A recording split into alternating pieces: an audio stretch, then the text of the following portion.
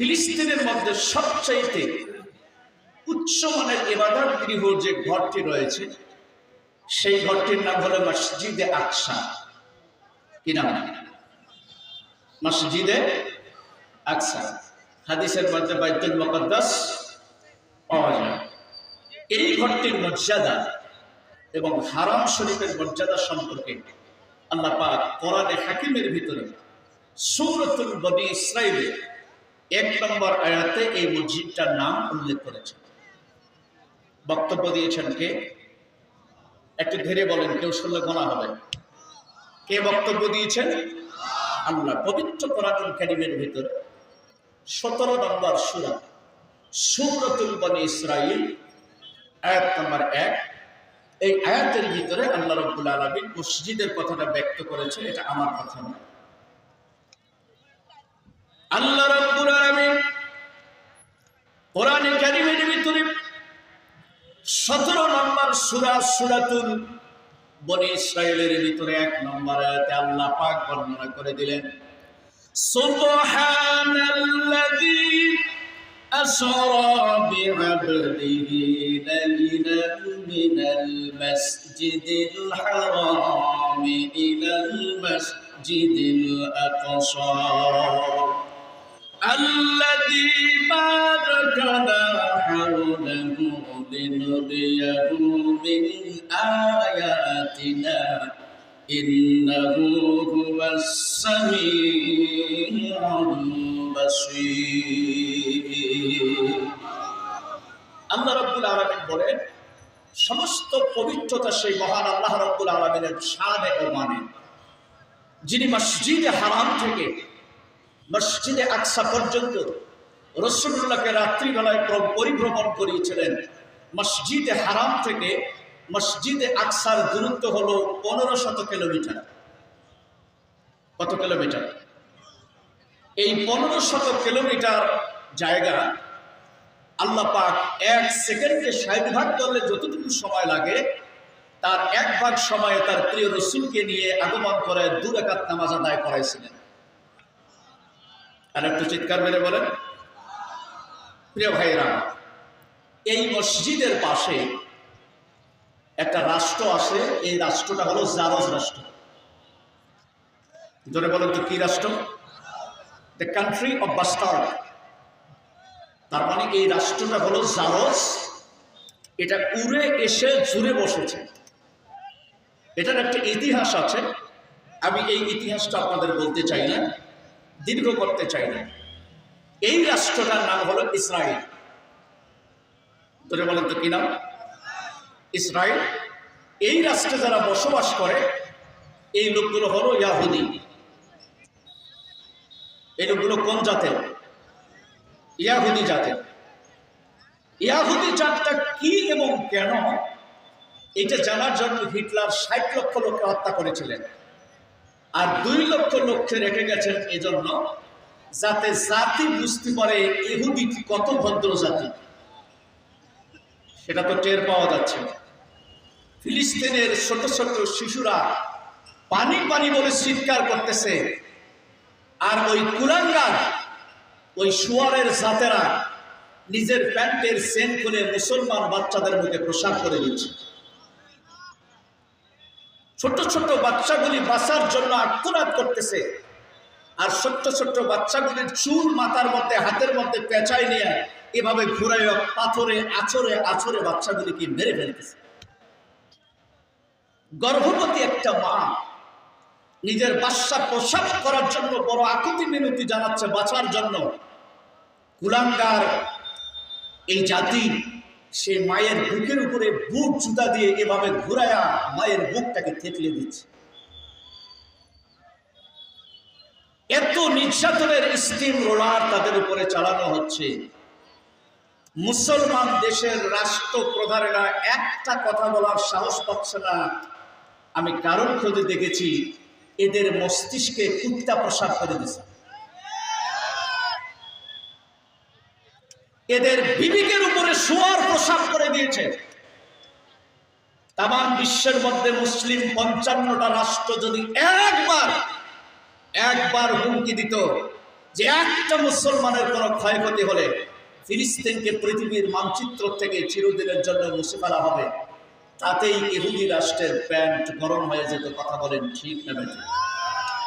প্রিয় ভাইয়েরা আমার, সেই নির্যাতিত নিপীড়িত মুসলমান মানুষগুলোকে বাঁচানোর জন্য, ইসলামের আবাদ, ইসলামকে জিন্দা করার জন্য, এই পৃথিবীর থেকে ফিলিস্তিনের মুসলমানদের সাহায্য সহযোগিতা করার জন্য যদি ডাক আসে, হাতের মধ্যে কোরআন নিয়ে আর এক হাতের মধ্যে তরবারি নিয়ে এই শিশুগুলোর মায়ের অধিকার ফিরিয়ে দেওয়ার জন্য, বাবার অধিকার ফিরিয়ে দেওয়ার জন্য, তাজা রক্তের ঋণ পরিশোধ করার জন্য যদি ডাক আসে, কাপড়ের কাপড় হাতের মধ্যে নিয়ে নিজের স্ত্রীকে চিরদিনের জন্য বিদায় জানিয়ে, নিজের সন্তানকে চিরদিনের জন্য এতিম বানা হলেও এই কুলাঙ্গারদের শাস্তি দেওয়ার জন্য যদি ডাক আসে, বাংলার কোন কোন মুসলমান তাজা রক্ত দিয়ে ফিলিস্তিনের পাশে দাঁড়াবেন? দুহাত উঁচু করে আল্লাহকে দেখান।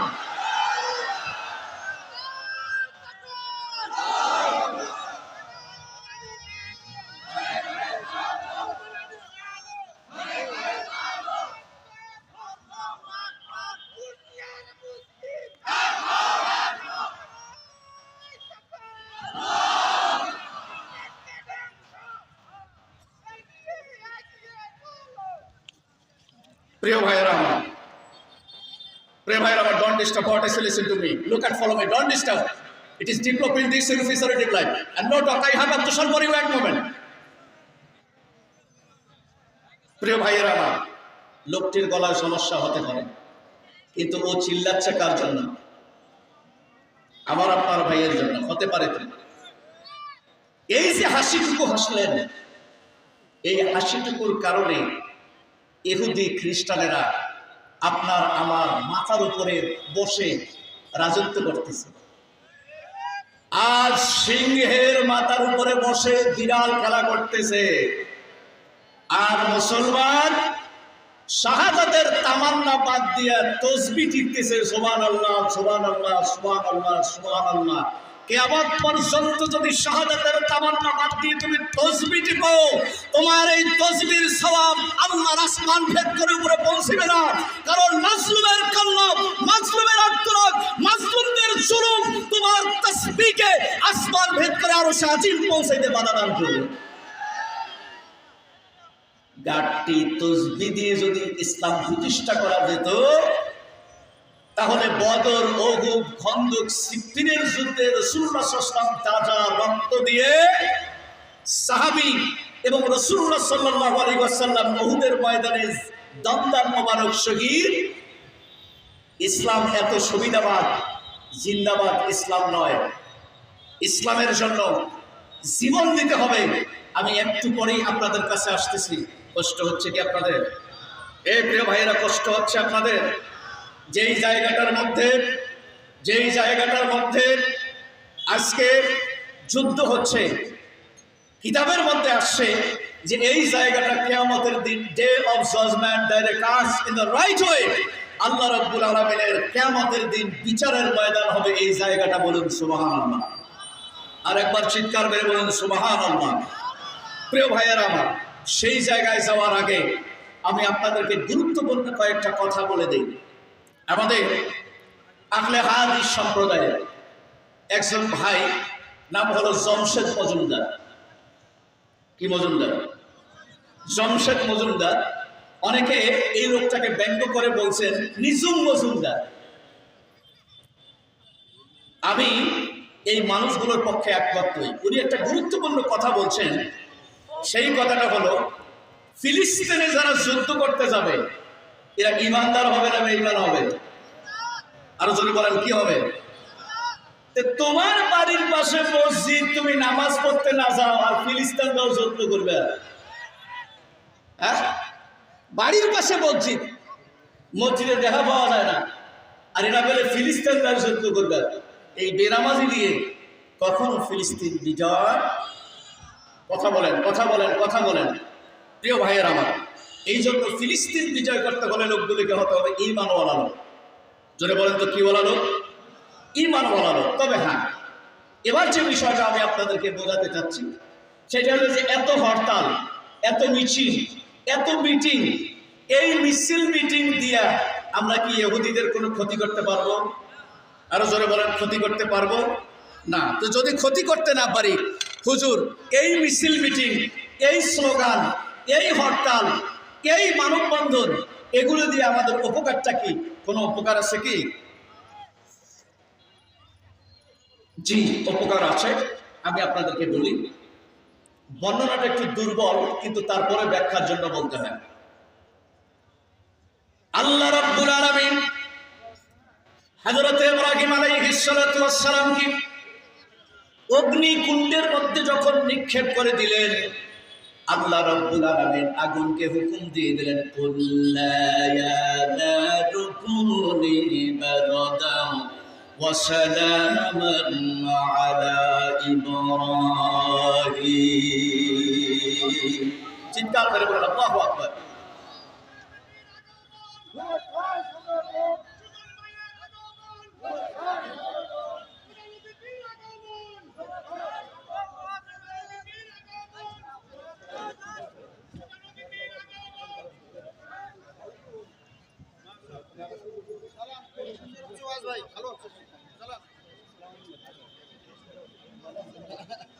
লিল্লাহি তাকবীর, লিল্লাহি তাকবীর। দুই অতিথির আগমন, এক ঢেলে কয় পাখি? দুই পাখি। জনাব বড় ভাই সুজন সাহেব, আমার শ্রীহস্পদ ছোট ভাই গঙ্গাচড়ার ভাইস চেয়ারম্যান বইমার্কা জনাব আনোয়ারুল ইসলাম মুকুল সাহেব দুজনে উপস্থিত হয়েছেন। আমরা তাদের জন্য আল্লাহ তাআলার কাছে মাগফিরাত কামনা করছি এবং তাদের জন্য দোয়া করছি, আল্লাহ পাক তাদেরকে নেক হায়াতে তয়্যিবা দান করুন। আলহামদুলিল্লাহ, বিসমিল্লাহির রহমানির রহিম।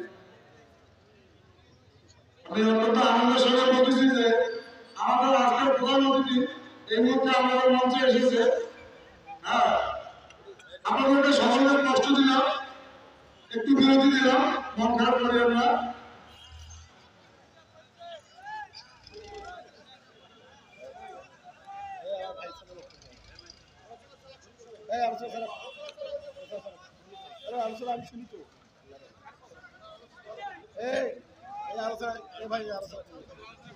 আচ্ছা,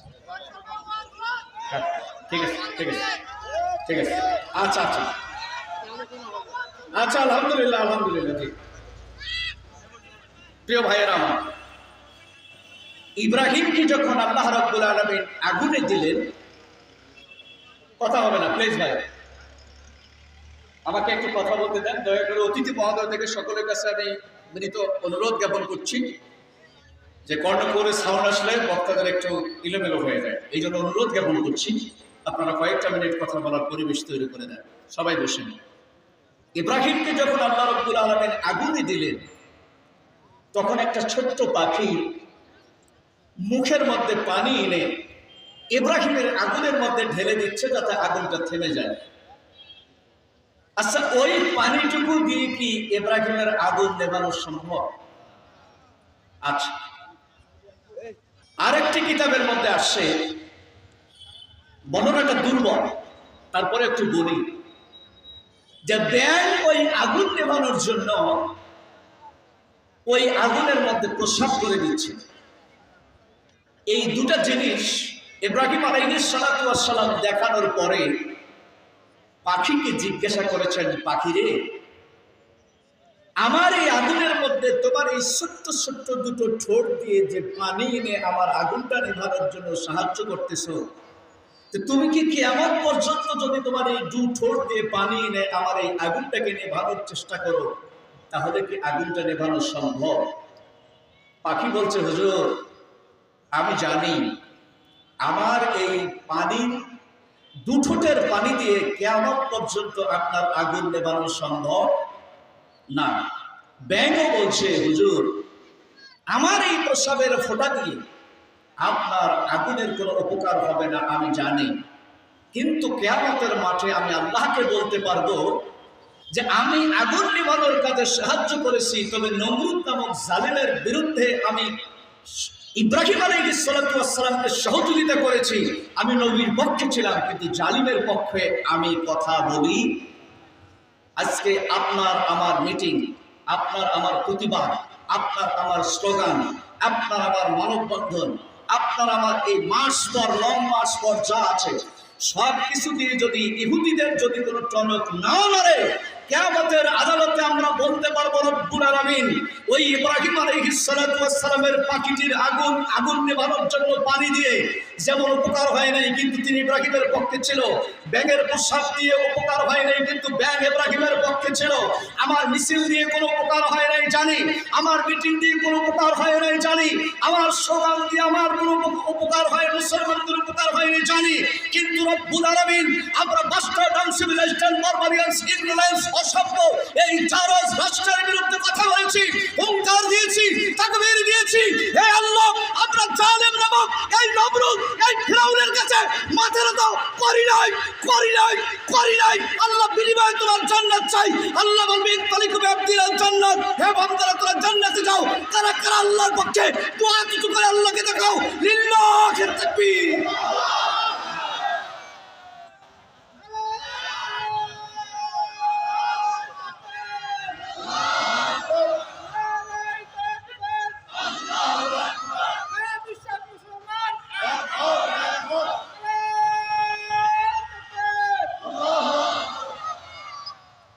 প্রিয় ভাইয়েরা,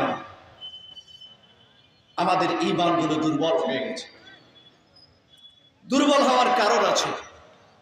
রাসূলুল্লাহ সাল্লাল্লাহু আলাইহি ওয়াসাল্লামের হাদিস হলো, ইন্নাল ঈমানা লা ইয়ারিজু ইলাল মাদিনা কামা তারিজুল হায়াতা ইলা হুজরিহা। রাসূলুল্লাহ সাল্লাল্লাহু আলাইহি ওয়াসাল্লাম বর্ণনা করেছেন, একটা সাপ নিজের জীবন বাঁচানোর জন্য যেমন গর্তের মধ্যে গিয়ে জীবন বাঁচানোর জন্য লুকানোর চেষ্টা করে, একদিন মদিনার ইসলাম নিজের ইসলামের লেজ গোটাতে গোটাতে মদিনার ইসলাম মদিনায় ফিরে যাবে। এই কথাটা আমার না। সাহাবীদেরকে যখন জিজ্ঞাসা করা হয়েছিল, সাহাবীরা বলছিল, হুজুর সেই সময় কি মুসলমানের সংখ্যা কম হবে? রাসূলুল্লাহ বলছে যে না, আজকের মুসলমানের চাইতে কোটি কোটি গুণ মুসলমানের সংখ্যা কি হবে? বেশি হবে। কিন্তু তারপরেও মদিনার ইসলাম মদিনায় ফিরে আসবে কেন? রাসূলুল্লাহ সাল্লাল্লাহু আলাইহি ওয়াসাল্লাম বললেন যে তাদের কথাগুলো হবে ফেরেশতার মতো, কাজকর্মগুলো হবে নমরুদের মতো, তাদের ঈমানগুলো হবে শূন্যের খাতায়। মানে তাদের ঈমান থাকবে না, তারা কাফির মুশরিকদের ভয় করবে। প্রিয় ভাইয়েরা, ৩১৩ জন সৈন্য দিয়ে আল্লাহ পাক বদরের ময়দানে ১,০০০ মুসলমানকে বিজয় দান করেছে। ওই আল্লাহ মনে হয় আজ নাই? আরো চিৎকার দিয়ে বলেন, ওই আল্লাহ মনে হয় আজকে নাই? কিন্তু তারপরেও মুসলমানদের বিজয় আসতেছে না। এর কারণটা কি?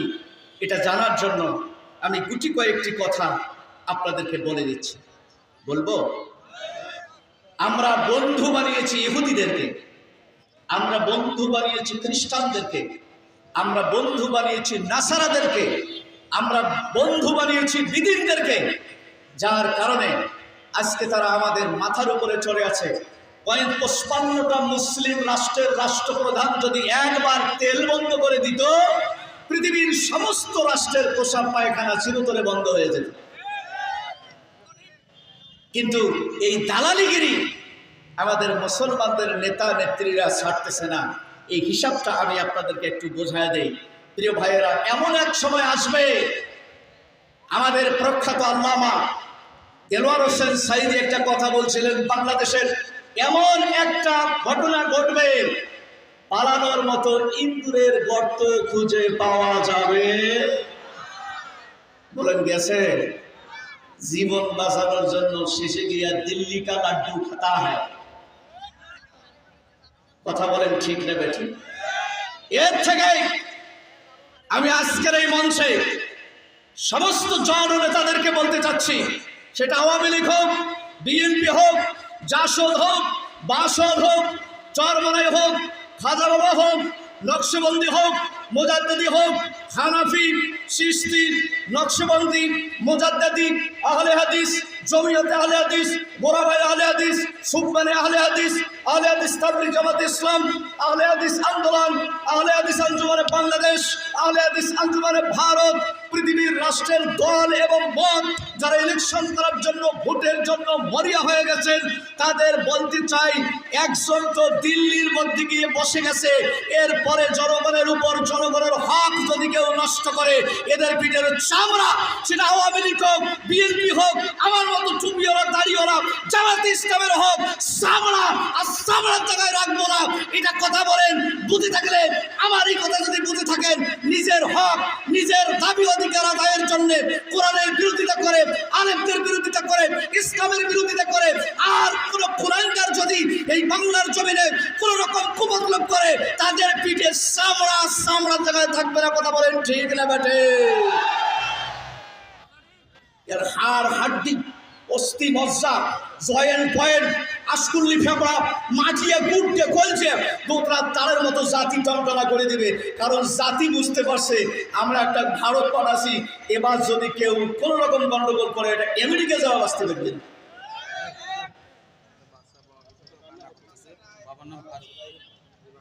ও একটা বাচ্চা পাওয়া গেছে, বাচ্চাটার বাবার নাম কি? ও ফারুক। সত্য মিথ্যার পার্থক্যকারী।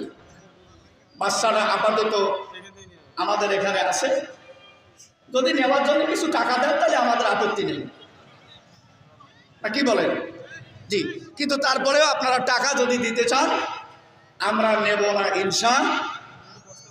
হ্যাঁ, এ বাবা একটু বসো, ওকে নিয়ে স্টেজের নামায় যান, লোকজন আসলে ওনাকে দিয়ে দিলেন। একটু জিকির করে লা ইলাহা, সবাই মিলে লা ইলাহা।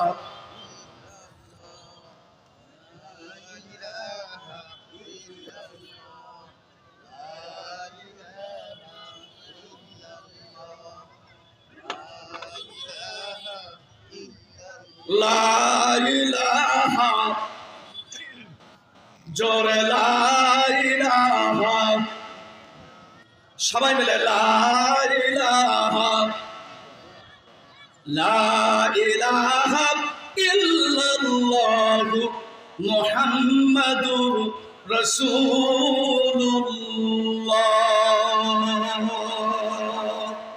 জবান করে বলুন সাল্লাল্লাহু আলাইহি ওয়াসাল্লাম। প্রিয় ভাইয়েরা, মুসলমানদেরকে দেখতেছি মসজিদের হুজুরিরা দোয়া করতেছে, আল্লাহ ফিলিস্তিনকে রক্ষা করার জন্য আর একবার আবাবিল পাখি পাঠাও। আমি কই বলবি রে, এবার আবাবিল পাখি ফিলিস্তিন বাঁচবার জন্য আসবে না, তোরে মাথার উপর পাথর বর্ষণ করার জন্য আসবে। এই মৌলবীর মাথার উপর পাথর বর্ষণ করার জন্য আসবে। এই মৌলবী, কান খাড়া করে শুনে নাও, আল্লাহ পাক আবাবিল পাখি পাঠিয়ে দিয়েছিলেন এই পৃথিবীতে কাবা রক্ষা করার জন্য। এজন্য তখন একজন মুসলমানও, আজকে মুসলমান কয়শো কোটি, এখন যদি তোমরা আবাবিল পাখির প্রার্থনা করো, আমি মসজিদের খতিব, মসজিদের ইমাম, মসজিদের সম্মানিত মুয়াজ্জিনদেরকে বলবো যে আবাবিল পাখি ফিলিস্তিন রক্ষা করার জন্য নয়, মসজিদে আকসা রক্ষা করার জন্য নয়, মৌলবী মাওলানা আর এই হুজুরদের মাথায় যেন আল্লাহ জাহান্নামের পাথর নিক্ষেপ করার জন্য আসে। জিজ্ঞাসা করতে পারেন হুজুর কেন বললেন? আজকে 200 কোটি মুসলমান খালি আহা ও ফিলিস্তিন গেছে রে, হে বাচ্চাগুলি নাই রে, মৌলবী খালি কাঁদে আর দোয়া করে। কথা বলেন ঠিক না বেঠিক? মৌলবী কি কোনোদিন অস্ত্র হাতের মধ্যে নিয়েছিল? আরো জোরে বলেন, নিয়েছিল? আল্লাহর নবী বর্ণনা করেছেন, ইন্নাল জান্নাতা তাহতা যিলালিস সুয়ুর। তরবারির নিচে আছে জান্নাত। জান্নাত কার নিচে? তরবারির নিচে জান্নাত থুয়া কিয়ামত পর্যন্ত যদি তসবিহ টিপিয়া সুবহানাল্লাহ আলহামদুলিল্লাহ, আর জান্নাত হইল তোমার তরবারির নিচে, তোমার তসবিহর নিচে জান্নাত। যে জায়গায় জান্নাত খোঁজার দরকার, বেটা সে জায়গায় জান্নাত না খুঁজিয়ে যেটি গেলে পেটুন হবে না, যেটি গেলে সুবিধাবাদ জিন্দাবাদ, যেখানে গেলে সাফ নাই বেটা পটে যায়। কথা বলেন ঠিক না বেঠিক? চিৎকার মেরে বলেন ঠিক না বেঠিক? প্রিয় ভাইয়ারা আমার দেশের মৌলবীরা, আমার দেশের মাওলানারা রাস্তার মধ্যে মাইক লাগাই দিয়ে দানো কালি পিতা মাতা তাই আল্লাহ সুখে রাখো কবরে টুপি মাথায় দিয়ে উঠায়ুরত হাসরে। আল্লাহ অমুক ব্যক্তি 4 দান করছে, আই আল্লাহ অমুক ব্যক্তি 10 পয়সা দান করছে। এই বলবি জান্নাতের দাম 10 পয়সা, তোর বাপের জান্নাত। আল্লাহ কত সুন্দর করে জান্নাত বানাইছে, সেই জান্নাত ছুঁচে তরবারির নিছো, আর তুমি 2 টাকা দিবা, 5 টাকা দিবা, 60 টাকা দিবা। একটা বাড়ি করতে গেলে, ভালো বাড়ি থাকতে গেলে লাগে 1 কোটি, আর তোর 60 লাখ আল্লাহ তোর জান্নাত দিবে, হাড্ডি বুড়ে করে ছেড়ে দিবে। কথা বলেন না কেন? কথা বলেন না কেন? রাস্তার মনে মনে দাঁড়িয়ে দাঁড়িয়ে মসজিদ তেতারা করে। একদিন এক ইহুদি মুসলমানকে দাঁড় করিয়ে জিজ্ঞাসা করে, হুজুর জুমার দিনে যে পরিমাণ লোক মসজিদে হয়, এই পরিমাণ লোক কি ফজরের নামাজে হয়? কয়েছেন না, কয় যে তাহলে তোমরা কিয়ামত পর্যন্ত আমাদের সাথে পেরে উঠতে পারবা। যে কেন? যে যতদিন পর্যন্ত জুমার নামাজের মতো মুসলমান জুমার নামাজের মতো মুক্তাদি ফজরের নামাজে হবে না, ততদিন পর্যন্ত আমাদের ইহুদিদের সাথে তোমরা কুলে উঠতে পারবা। প্রতি জুমার দিনে যে পরিমাণ লোক হয়, ফজরের নামাজে ওই পরিমাণ লোক হয়। তাহলে আমার আপনার মতো মৌলবী মাওলানা মুফতি মুহাদ্দিস কারি সাহেবেরা আমরা গিয়ে মসজিদ করে দিতেছি 13 তলা, এইরকম রাজনীতিবিদ দাঁড়াইছে, হায়রে মসজিদের ঠেলা, মাদ্রাসার ঠেলা, হাফিজিয়া মাদ্রাসার ঠেলা, ইটি অমুক ইটি তমুক, ইলেকশনের দাঁড়িয়ে কি বিপদ করে, অনেক সময় বাড়ি সারি করে পালায়। এখন যদি ওরাও না দেয়, যদি ভোট বিলি যায়, তাহলে কইবে হ্যাঁ আমরা যাই দেখা পাই নাই, সুজন চেয়ারম্যান আজ ভোট বিলি আসছে। কথা বলেন ঠিক না বেঠিক? ওরা এখন সাপোর্ট করে দেয়। প্রিয় ভাইয়েরা, মসজিদ করলেন 13 তলা, কিন্তু 5 ওয়াক্ত নামাজের লোক হইল 3টে, উপকারটা কি? এই জন্য আমি বলি মসজিদ 13 তলা না করিয়ে যেটা 1 তলা আছে এটা ভাঙিয়ে 2 কাতার করো। এই কথা কয় নাকি? কয় কাতার? 18 কাতার মসজিদ আছে, এইটা 13 তলা করার দরকার নেই, এইটা ভাঙিয়ে 2 কাতার করো। তার মানে ফজলে যে কয়টা লোক হয়, ওই কয়টা লোক যেন পুঁতি জামাতে হয়, মসজিদ 13 তলা করার দরকার নেই। প্রিয় ভাইয়েরা আমার, ইহুদি একটা অট্টহাসি দিয়ে দিলেন। এবার বললেন কিয়ামত পর্যন্ত, যতদিন পর্যন্ত উম্মতে মুহাম্মাদীরা জুমার সমপরিমাণ লোক 5 ওয়াক্ত নামাজে ফজরের সময় জামাতে অ্যাটেন্ড হবে না, ততদিন পর্যন্ত মুসলমানেরা আমাদের উপর বিজয় লাভ করতে পারবে না। এই জন্য কিয়ামত পর্যন্ত যত লাফালাফি করো, যত স্লোগান করো, যত মাস পর করো, যত প্রকার তোমরা প্রতিরোধ করো, আন্দোলন করো, আমার ভাইয়েরা রে, খাসা সাদকা ইমানদার না হওয়া পর্যন্ত আমার আল্লাহ কোনোদিন ফিলিস্তিন বিজয় করবে না।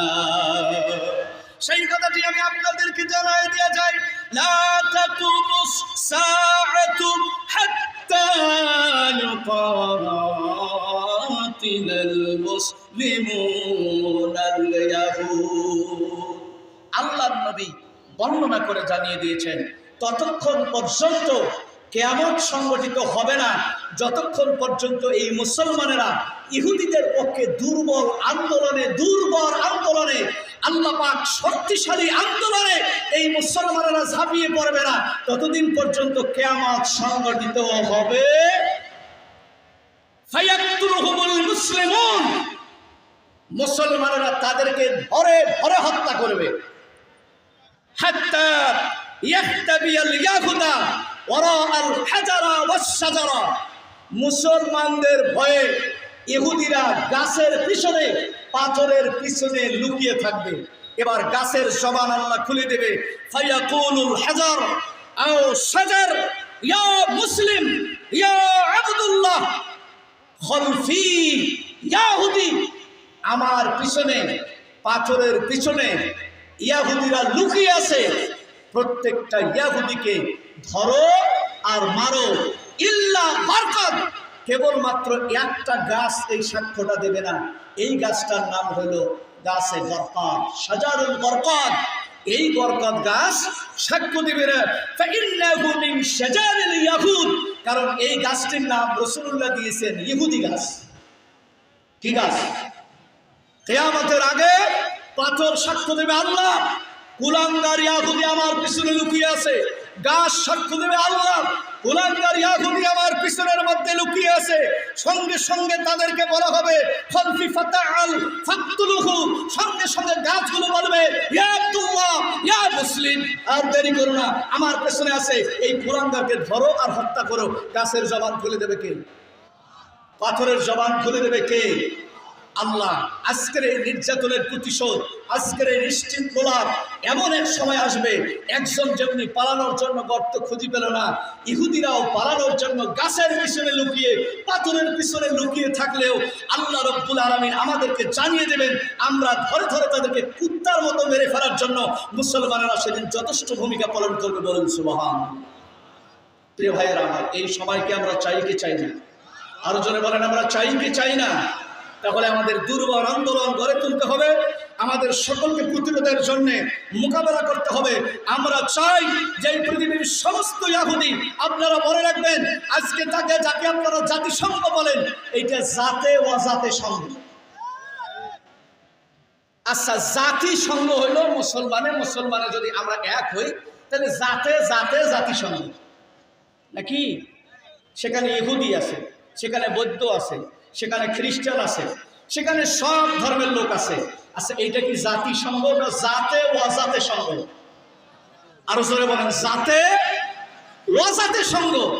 এই জাতে অজাতে সংঘ আপনার মুসলমানকে সহায়তা করবে, এই আশায় বসে আছেন। এটা কোনোদিনও হতে পারে না। এই যুগের নব্য ফেরাউন হলো নেতানিয়াহু, এই যুগের মধ্যে নব্য নমরুদ হলো আমাদের ডোনাল্ড ট্রাম্প, আর এই যুগের সর্বশ্রেষ্ঠ আবু জেহেল হলো ভারতের নরেন্দ্র মোদী। কথা বলেন ঠিক কিনা?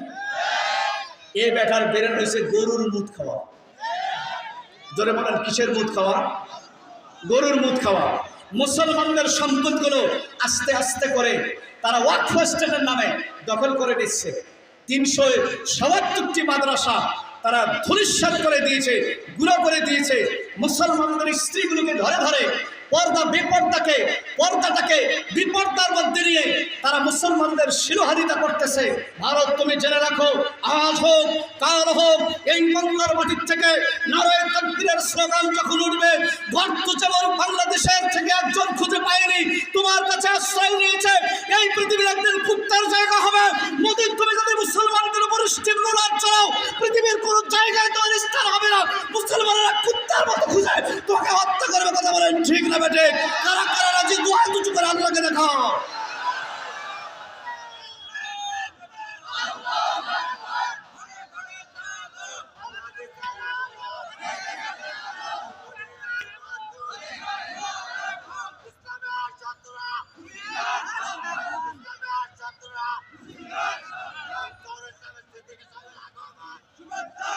আজ হোক কাল হোক, 10 দিন পরে হোক, এই ভারত একদিন টুকরো টুকরো হবে ইনশাআল্লাহ। এরা মসজিদ ভাঙে নাই, এরা মাদ্রাসা ভাঙে নাই, এরা 200 কোটি মুসলমানের কলিজা আঘাত করেছে। প্রিয় ভাইয়েরা, আজকের এই মঞ্চের থেকে আমি আপনাদেরকে জানাতে চাই, আপনাদেরকে বোঝাতে চাই, ওদের সাথে আমাদের একটা যুদ্ধ হবে। আর এই যুদ্ধের মধ্যে যারা যাবে, রাসূলুল্লাহ সাল্লাল্লাহু আলাইহি ওয়াসাল্লাম বলছেন, তারা শহীদের মর্যাদা লাভ করবে। যদি সময় এবং সুযোগ আপনাদের হাতে আসে, আমি বেঁচে থাকি আর না থাকি, এই সুযোগ যদি আসে, মরণ তো একদিন হবে। কাপনের কাপড় মাথার মধ্যে বেঁধে নেবেন, হাতের মধ্যে অস্ত্র নেবেন, আর এক হাতে কোরআন নেবেন, স্ত্রীকে চিরদিনের জন্য বিদায় করে দিবেন, স্ত্রীর কাছ থেকে বিদায় নেবেন, ছেলে সন্তানকে এতিম করে দুনিয়ার জমিন থেকে তাদের কাছে ক্ষমা সুন্দর দৃষ্টি কামনা করে নারায়ে তাকবীর মুখের মধ্যে স্লোগান দিয়ে, আল্লাহু আকবারের তাকবীর দিয়ে, ঈমান ওয়ালার তাকবীর দিয়ে ময়দানের মধ্যে ঝাঁপিয়ে পড়বেন। যদি বিজয় হয় তাহলে আপনারা সার্থক, আর যদি আপনাদের মরণ হয় সোজা মুসলমান। সুতরাং ভারত আজ হোক কাল হোক টুকরো টুকরো হবে, তার প্রমাণ আমি আপনাদেরকে দিয়ে যাচ্ছি। আগে ছিল ভারতীয় উপমহাদেশ, পরে ভারত আলাদা পাকিস্তান, তারপরে পাকিস্তান থেকে হলো, তাহলে ভারত কয়টা হলো? এবার আছে 7 সিস্টার্স, ওটা যদি হয় 7টা, তাহলে 7টা আর 3টা কয়টা? রাসূলুল্লাহ বলেছেন আজ হোক কাল হোক এই গাজওয়ায়ে হিন্দ টুকরো টুকরো হবে ইনশাআল্লাহ। সুতরাং আমরা সেই সময়ের অপেক্ষায় থাকবো। প্রিয় ভাইয়েরা আমার, আপনারা মসজিদের মধ্যে হাত দিয়েছেন, আপনারা মাদ্রাসার মধ্যে হাত দিয়েছেন, আপনারা কোরআনের ঘরের মধ্যে হাত দিয়েছেন, মনে করেছেন আপনারা ক্ষমতা ধরে থাকবেন। আমরা সুযোগ এবং সময়ের অপেক্ষায় আসি। আমরা সুদে আসলে কড়ায় গন্ডায় সিংহের জাতিরা, ওমরের জাতিরা, হাসানুল হক বান্নার জাতিরা আজ হোক কাল হোক কড়ায় গন্ডায় হিসাব বুঝে নিয়ে তোমাদেরকে উচিত শিক্ষা দিব ইনশাআল্লাহ। তবে ওই গজব আবার বাংলাদেশের হিন্দুদের উপর তুলবেন না। ওখানকার হিন্দু যদি ডিস্টার্ব করে, আমার এলাকার হিন্দুর বাড়ি ভাঙিয়ে দেওয়া যাবে, এটা হবে অন্যায়। সুতরাং যেখানকার অবস্থা সেখানে সলভ করবেন। আমাদের দেশে হিন্দু ভাইয়েরা, আমাদের দেশে সংখ্যালঘুরা হলো আমাদের আমানত। জোরে বলেন আমাদের কি? তাদের বিরুদ্ধে, তাদের ঘর বাড়িতে বিন্দু মাত্র কোন রকম ক্ষতি এবং ত্রুটি বিচ্যুতির কোনো চিন্তা করা যাবে প্রয়োজনে। সেখানে কিছু হলে আমরা তাদের ঘর, আমরা তাদের বাড়ি পাহারা দিয়ে আমরা আমাদের ধর্মের শীতলতাটা তাদেরকে বোঝানোর চেষ্টা করব ইনশাআল্লাহ। সুতরাং আমার ভাইয়েরা, এবারে আসেন আর লম্বা চওড়া বক্তব্য নয়। এই মসজিদে আকসা, এই মসজিদে আকসার ভিতরে আল্লাহর নবী মেরাজের রজনীতে যখন রওনা করলেন, আল্লাহর নবী ফাসাল্লাইতু ফীহি রাকাতাইন, সেখানে 2 রাকাত নামাজ আদায় করলেন। সুম্মা উরিজা ইলা সামাঈদ দুনিয়া, 2 রাকাত নামাজ আদায় করার পরে আসমানের মধ্যে উঠে আমার আল্লাহ রাব্বুল আলামিনের দিদার লাভ করার জন্য গেলেন। আল্লাহর নবী দুনিয়ার জমিনে ফিরে আসার পরে আবু জাহেল বিশ্বনবীকে জিজ্ঞাসা করলো, মুহাম্মদ রে, আমি শুনলাম তুমি নাকি আরশে আজিম ভেদ করে মহান আল্লাহ রাব্বুল আলামিনের সঙ্গে দেখা করার জন্য গেছো। তুমি নাকি মসজিদে হারাম থেকে মসজিদে আকসা পর্যন্ত গিয়ে সেখানে 2 রাকাত নামাজ আদায় করেছো। কি বলতা বলবো, কি পাগলের মতো বকো, তোমার মাথা নষ্ট হয়ে গেছে। মুহাম্মদ রে, তোমার মাথা পাগল হয়ে গেছে। ও মুহাম্মদ, ওয়াল্লাহি তাল্লাহি বিল্লাহি, আমি আবু জাহেল আল্লাহ শপথ করে বলি, আমি যে প্রশ্ন করব এই প্রশ্নের যদি জবাব দিতে পারো তাহলে আমি তোমার সামনে তোমার মধুর কালেমা পড়ে মুসলমান হয়ে যাব। কে বলছে? আবু জাহেল। আবু জাহেলের কিরা কসম, এটা কোনো কসম হইল?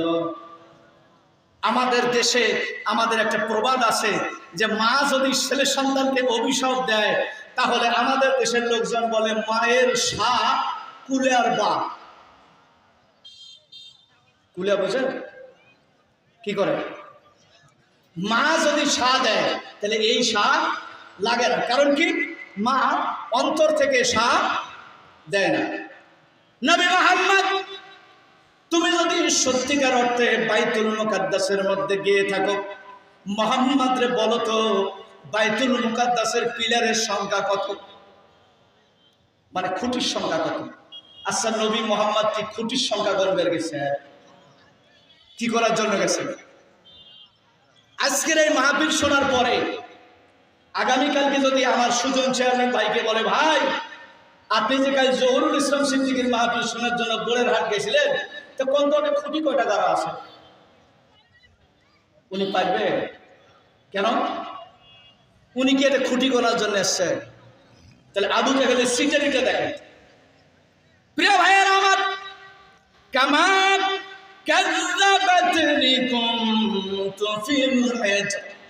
এবার যখন হাতিমের মধ্যে পাথরটা ধরে আল্লাহর নবী দাঁড়িয়ে আছেন, ফাজাল্লাল্লাহু বিবাইতিল মুকাদ্দাস ফিল বাইতিল মুকাদ্দাস। আল্লাহর নবী বাইতুল মুকাদ্দাসের কথা যখন তাকে জিজ্ঞাসা করেছেন নবীজিকে, ইয়া রাসূলুল্লাহকে, ইয়া হাবিবাল্লাহ, বাইতুল মুকাদ্দাস সম্পর্কে আমি আপনার কাছে তথ্য চাচ্ছি, আমাকে সঠিক তথ্যটা বোঝায় দেন। ফাতাফিকতু উখবিরুহুম আন আয়াতিহি ওয়া আনা আনজুরু ইলাইহি। আল্লাহ রাব্বুল আলামিন পুরো বাইতুল মুকাদ্দাসটাকে টেলিভিশনের মতো করে আল্লাহর নবীকে সাহাবী ওকিলের বাড়ির উপরে তুলে ধরেছেন। আর আল্লাহর নবী খুঁটিগুলো গনে গনে, দরজাগুলো গনে গনে, জানালাগুলো গনে গনে আল্লাহর নবী আবু জাহেলের সামনে উপস্থাপন করেছেন। বলেন সুবহানাল্লাহ।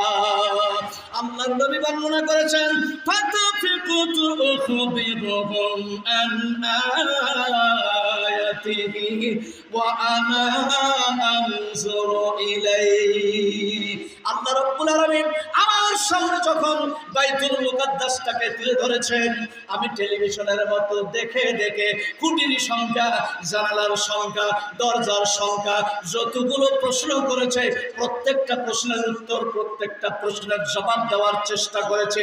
কিন্তু সেখানকার মধ্যে আর এক কুলাঙ্গার গিয়ে বলছে, মুহাম্মদ রে, আমি সেখানে ব্যবসা করেছি, তুমি যা বলেছো একটা কথাও সত্য বলো নাই।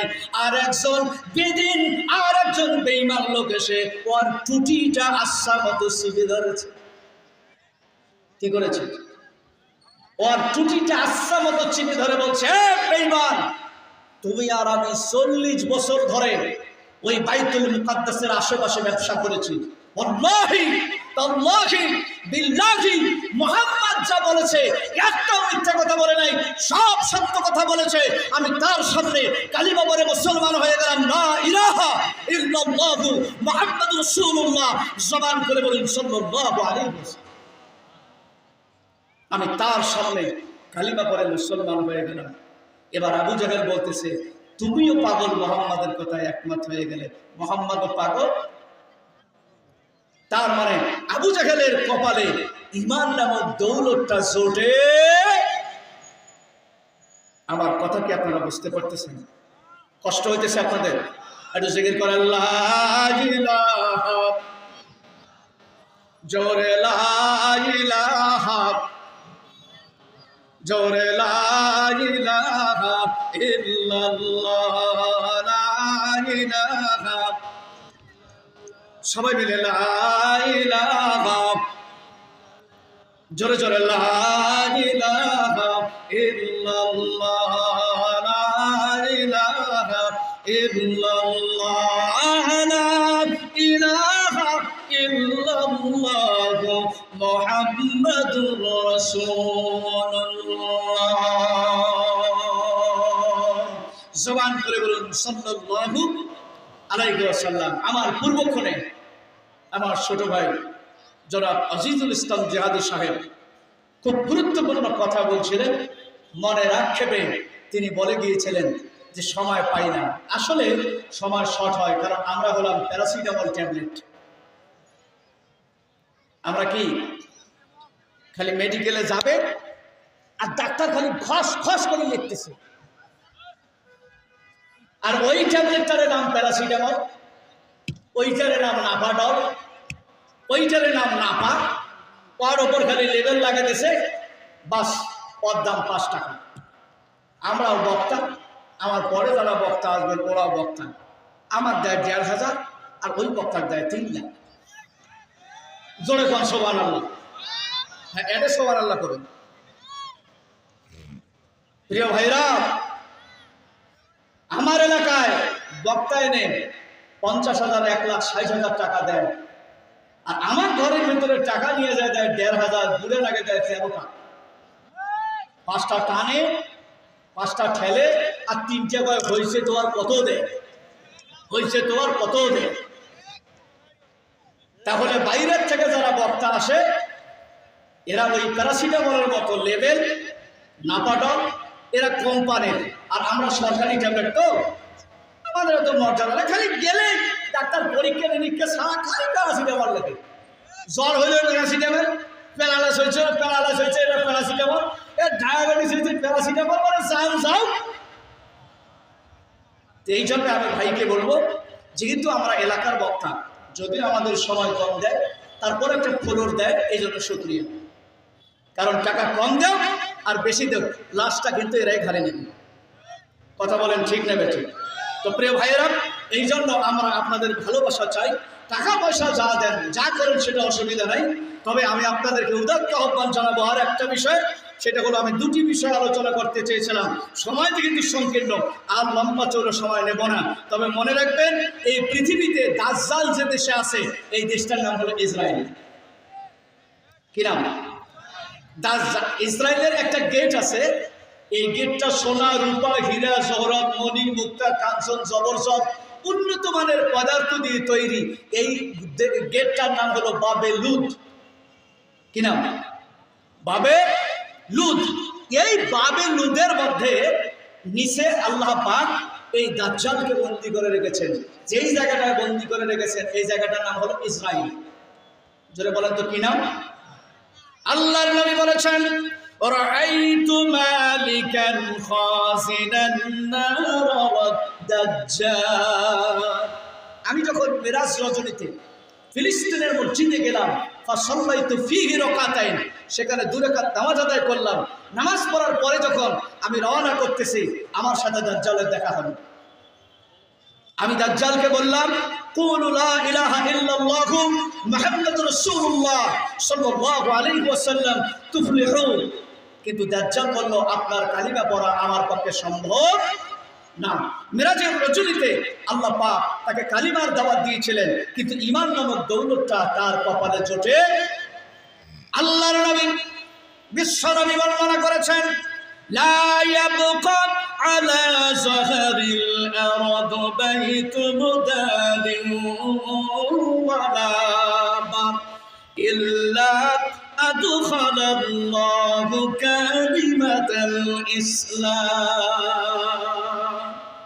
এই পৃথিবীর এমন কোন জায়গা নাই, বাংলাদেশ, মালয়েশিয়া, জাপান, চীন, Russia, Hindustan, Afghanistan, Britain, Lebanon, Sri Lanka, Ethiopia, Jordan, ফিলিস্তিন, তুর্কিস্তান, হিন্দুস্তান, এরপরে থেকে নিয়ে আমেরিকা, দক্ষিণ আমেরিকা, আফ্রিকা, দক্ষিণ আমেরিকা, আমার ভাইয়েরা, পৃথিবীর এমন কোন রাষ্ট্র, এমন কোন জায়গা অবশিষ্ট থাকবে না, এমন কোন নদী, এমন কোন পাহাড়, এমন কোন জায়গা অবশিষ্ট থাকবে না, এমন কোন কুড়েঘর অবশিষ্ট থাকবে না, যেই জায়গার মধ্যে ইসলাম নামকের বাণীটা পৌঁছায়া যাবে না।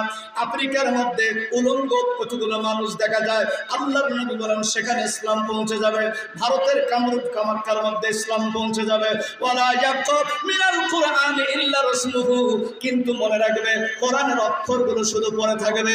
তারপরে নবীজি বলেছেন, লা ইয়াবকা আলা যাহরিল আরদ বাইতু মুদালিন ওয়ালা বার ইল্লা আদখালাল্লাহু কালিমাতাল ইসলাম। এমন কোন ঝুপড়ি ঘর, এমন কোন কুড়িঘর অবশিষ্ট থাকবে না যেখানে আমি নবীজির বাণী পৌঁছে যাবে না। তার মানে প্রত্যেকটা জায়গায়, প্রত্যেকটা মিশনে, প্রত্যেকটা কেন্দ্রে ইসলামের দাওয়াত পৌঁছে যাবে। একটা জায়গা অবশিষ্ট থাকবে না যে জায়গার মধ্যে ইসলাম পৌঁছে যাবে না। প্রিয় ভাইয়েরা আমার, যাই হোক, আমি আর আপনাদের মূল্যবান সময় নষ্ট করব না। প্রিয় অতিথি ভাইয়েরা এসছেন, 2-4 মিনিট করে কথা বলবেন। প্রধান মুফাসসির, আপনাদের যুবকদের আইডল